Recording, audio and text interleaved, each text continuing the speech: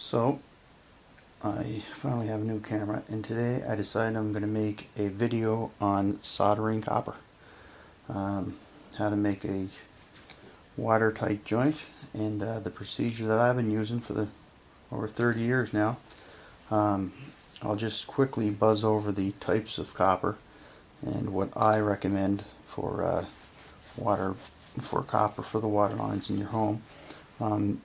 You're going to see type M has red lettering down the side, strictly for heating. The cost is close to half of what the price of type L is, but type M has a very thin wall and life expectancy isn't going to be that long in relationship to type L. There's type K as well, which is a heavier grade again than type L, but that's used in commercial industrial buildings where there's a steady flow of water. For residential use, you'd want to be looking at type L, which has the blue labeling down the side of it. There's also DWV, drainage, waste and vent, that has yellow labeling. A few things that haven't changed over the years. For me in particular, if I'm using relatively new copper, I'm just going to use steel wool. Steel wool, a bat of steel wool will work to clean the copper as good as anything. There's a couple other products. Sand cloth, and this is you could say like sand, very similar to sandpaper. Once it's wet, the texture comes off and is no longer any good. Grit cloth, on the other hand, you can probably see through that. It has a mesh, and if it gets wet, it can still be used. You can still clean the copper, and you run into situations like that. But for the most part, I'll use steel wool if it's new copper. But if it is older copper, for example, this piece was cut out, steel wool just isn't going to cut it. I would have to work exceptionally hard to get this done, and it's not worth the time where sandcloth or grit cloth will clean it up in no time. One thing that I don't use acid brushes. I just use a popsicle stick, and I'll just take that out of the container, wipe it off like so, chuck it in my toolbox with a few others that I have there, and put the cover on this. There's 4 things that are going to prevent your solder job from not working correctly. One is dirt, whether it's in the paste itself, or it is, for example, laying that down after you've cleaned it. Lay it down, you pick up a piece of dirt on the copper, and lack of heat is one. Too much heat will remove the flux, burn it right off, and you possibly have a joint that isn't going to be watertight. And the other one is water. And water is one of the biggest problems that a lot of people will have. But for the most part, if the procedure is done properly, everything should work out quite well. Cutters, these are number 15 rigids, and they have a little tool on the back. These have cut miles of copper, and they'll continue to cut miles of them. This little tool is a reamer, and what it does is, after you've cut your piece of copper, you should actually ream the inside of it, because this removes the edge. When the cutter actually, when the wheel turns around, the cutter compresses the copper and it puts an edge inside the pipe, and that creates turbulence, and it'll actually be a little noisier as well, believe it or not. But this will create turbulence, and the fittings will fittings will get pinholes and that in them much sooner. It'll wear the inside of the fitting. So it's just a matter of simply turning it like so. I've never had a deburring tool. There's a little tool that you put inside if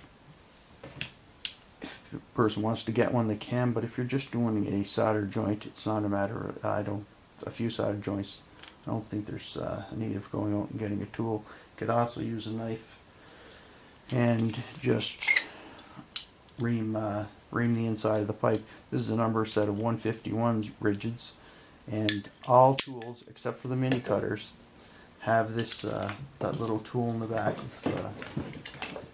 as well. The other thing that you can use that for, and I use it for example, is, let's just say 2.5 inches is roughly where I'm at. Well, I'll just put a mark on it like that and make my cut there. So one thing that's mandatory today is to use lead-free solder. That came in a few years back, and that is a must. You can use 50-50, for example, say on a heating system, things like that. But when it comes to water lines, lead-free is the code, actually. Most fittings in everyone's homes are 1/2 inch or 3/4, and you can get away with using steel wool to clean the inside of the fitting, rolling up some sandcloth and working the inside of the fitting. But fitting brushes now, these are a few different types, and they are excellent. You'll see a different price on some of them. For example, this one here is a little more expensive than this one because of the amount of mesh in the end of it, the wire that's there, and it works exceptionally well. Put it in, and that's it. They save a ton of time, and they're only a couple of dollars. If I'm going to do any amount of work at all, or I'm recommending this to a homeowner if they're going to go and get involved in installing a few fittings or running a little bit of copper, pick yourself up a fitting brush. They come in 1/2 inch, 3/4, 1 inch, and they can save you a lot of money, or a lot of time, I should say. So we're just going to, before I talk about that, I'll talk about torch tips. Here's a turbo igniter, that's self-igniter. I actually purchased a little pen torch. This will probably be the most common one that a homeowner would use. I have a turbo torch as well, and I usually use the self-igniter. Saves a bit of time, but most homeowners are going to have this. You'll also see I have a short bottle. I prefer that type of bottle, the stubby, in relationship to the long column ones. This is propane, and I also have MAP gas, but MAP gas gives a little higher heat, but the propane will serve the purpose, especially this video here. So I'm just going to bring a little vise over there, but before I do that, I've cleaned that 90 with a brush. Just going to take my paste, put it inside the fitting like so, and you only need a skim coat. Something to keep in mind after you've cleaned the pipe, don't lay it down like so. You want to hang it over something just to prevent any, I already reamed that, and you want to hang it over something just to prevent it from picking up any pieces of dirt.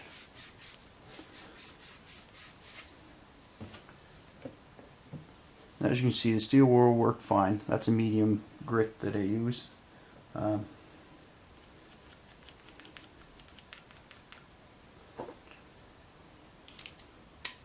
I don't take a cloth and wipe off any excess paste or flux, but I know I've seen some people do it. And that's it. Make sure the pipe is in the fitting all the way. I've come across many situations where it would be in 1/8 of an inch and no problems, but surprisingly enough it stayed like that for many years. But you should really try and put the fitting, put the pipe inside the fitting. I'm gonna put in this vise, which I never do, just for this video itself. I have a spark lighter as well that I'm not going to use for this video. I have a lighter. Most homeowners aren't going to have a spark lighter. Take a cloth wherever you're soldering and place it underneath. One thing to do, I have a water bottle that I usually take with me, but you can use a bottle of Windex or whatever if you're soldering in around any wood whatsoever. Any wood. And you're not quite certain, or just to be on the safe side, spray the area, even if you spray it with the Windex or a glass cleaner, whatever you have, just to make sure that there's no chance of anything happening in the future. So I'm just going to zoom in a little bit here, the camera.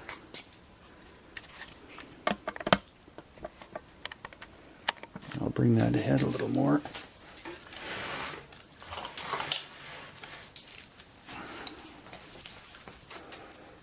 And maybe just a little.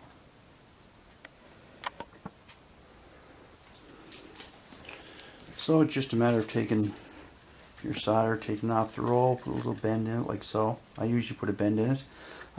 Do not feed your, do not take the torch and feed your solder around the joint. Just a matter of applying your solder on top. That's it. There's no need of bringing it around. With this size pipe, up to 1 inch, you can get away with that. Just a matter of putting your heat, moving your heat back and forth on this part of the fitting, the back part of the fitting. Not up here. You want it just back here. It's going to transfer all around the fitting. You're just going to sample it, remove your heat, and apply your solder. This has worked for me for many years, and I'm just going to pass this on to you.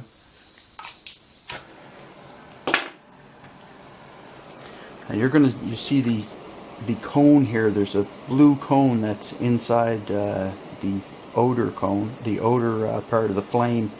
That's where the most amount of heat is, right here. So that's the part that you want to get on this part of the fitting, and just move it back and forth. It'll go to the top. Something to keep in mind as well, whenever you're soldering a fitting, I'll mention this now. Don't take the 90 and put it on the pipe and solder this joint, and then add another piece of pipe here and solder this joint. What can happen is you've soldered this joint, so now you're going to heat this part of the fitting, and you can actually crack. There's a possibility that you can crack the solder here, and in the not too distant future you're going to have a leak. So you want every part of the fitting, you want a piece of pipe in it. Therefore you're not going to worry. It's going to be heated all at once, soldered all at once, and it's going to be watertight.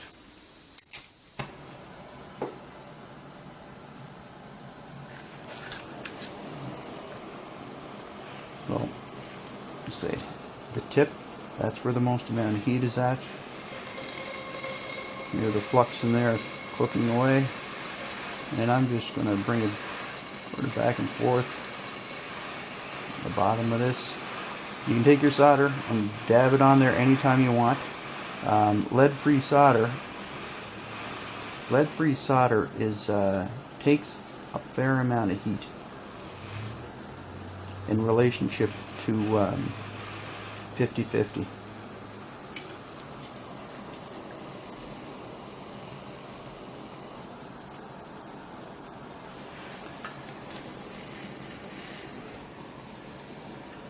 That's all the solder that's required. You should never actually take your torch, come around here and feed it in with the torch itself. I'm just going to let this cool down. what I would normally do. If there's anything down below, I'll just wipe that off when the solder's still in liquid form.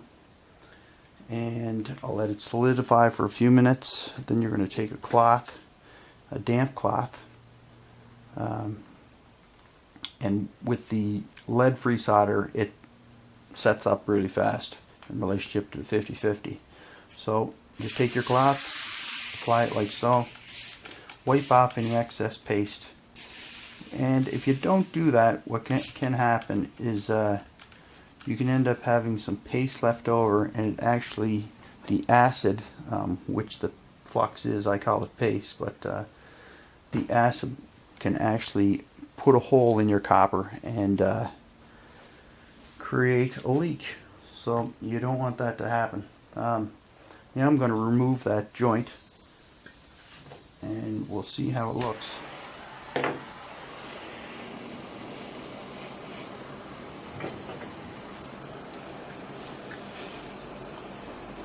Hopefully it'll turn out alright.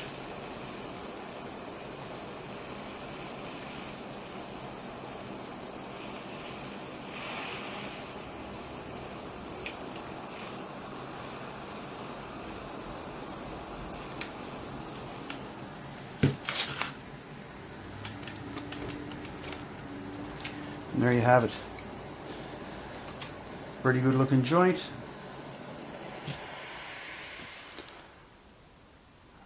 And that is how I solder copper pipe.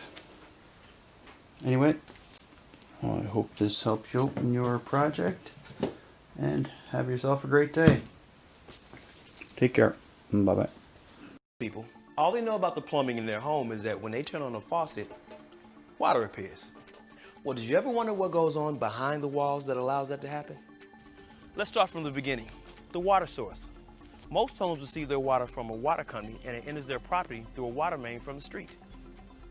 From here, it passes through a main shutoff valve and a water meter, and then into your home. It's a good idea to learn where the main shutoff valve for your home is located in case of an emergency. And if your particular valve requires a key to operate it, make sure you have one on hand. Okay, so now the water's in your house. Now what? The water travels through this water supply line that's usually 1 inch in diameter into your water heater. From here, it splits into vertical, hot, and cold water pipes called risers, and these supply pipes travel in pairs to the various plumbing fixtures in your house. In older homes, these water supply pipes may be made of galvanized steel, but in most modern homes, they are 1/2 inch or 3/4 inch copper. And FYI, the larger the diameter of these pipes, the better the water pressure. So if you have weak pressure, consider upgrading to a larger pipe. Okay, so that's how the water gets in. Now what? Your home is constructed with a pretty complicated system of rigid plastic drain pipes, and it all starts with the main stack. The main stack is usually 3 or 4 inches in diameter, and it travels from the main sewer line all the way up through your house and is vented out the roof.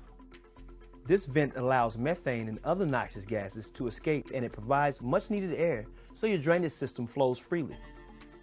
All the drain lines for all the fixtures in your home flow through horizontal drain pipes and into this main stack, and each fixture is vented through it too.